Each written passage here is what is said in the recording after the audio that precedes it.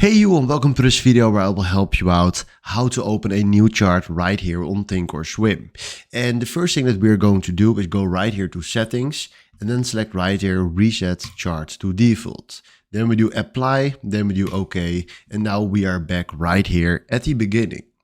Then what we can do right now is search right here for symbols, and let's say we want to open the Tesla chart. We search for Tesla, open Tesla right here, and now we are having here a new chart with the basic settings.